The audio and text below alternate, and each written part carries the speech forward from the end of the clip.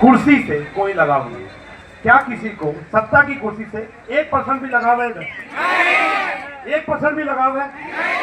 तो यहाँ निस्वार्थ जो लोग बैठे हैं वो सिर्फ एक चीज के लिए बैठे हैं कि उनका फ्यूचर, उनके बच्चों का फ्यूचर या आने वाली जो जनरेशन है वो इस देश को बहुत आगे तक लेकर जाए। एक शर्म की बात बताऊं, एक इतनी शर्म की बात, मुझे ऐसा लगता है, मैं गलत हूं तो मुझे टोकना प्लीज।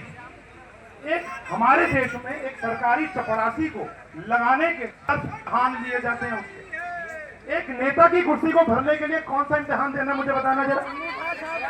एक इम्तिहान बताओ, कोई नहीं है इम्तिहान।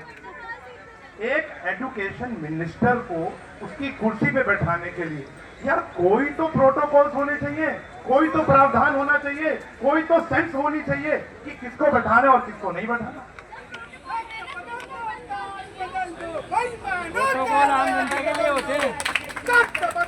तो मुझे लगता है एजुकेशन सिस्टम को बदलने से पहले, मुझे लगता है एजुकेशन सिस्टम को बदलने से पहले हमें इस पॉलिटिकल सिस्टम को भी बदलने की सख्त जरूरत है।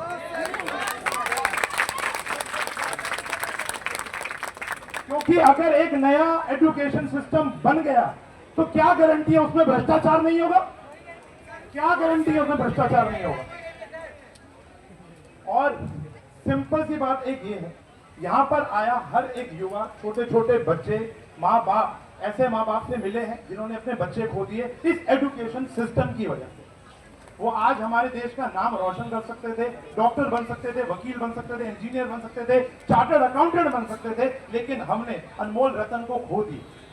और एक हमारे सामने हमारे देश के धरोहर सोनम जी बैठे हैं, कोई उनको पूछने को तैयार नहीं।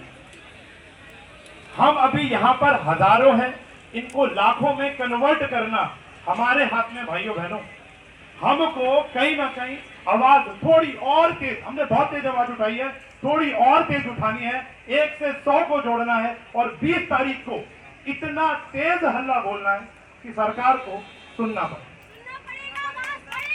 हम यहाँ ये नहीं कह रहे हैं, मैं कहूंगा भैया थोड़े अपने कैमरे के जो ये लेंस है ना इनको थोड़ा साफ कर लो, माइक की आवाज थोड़ी तेज कर लो, शायद पहुंच नहीं रही है वहां तक, ये धुंधली तस्वीर शायद पहुंच नहीं रही है वहां तक।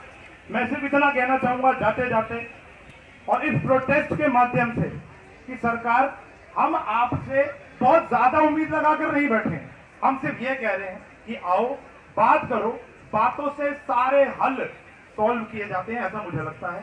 सारे के सारे हल, आप आओ, आश्वासन दो।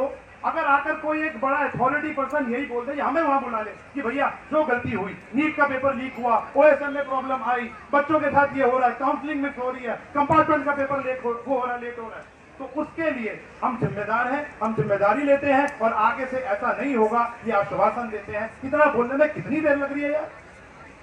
ये प्रोटेस्ट एक दिन में सॉल्व किया जा सकता था, एक दिन में रिजॉर्ट किया जा सकता था, लेकिन शायद उनको फ्यूचर की कोई पड़ी नहीं।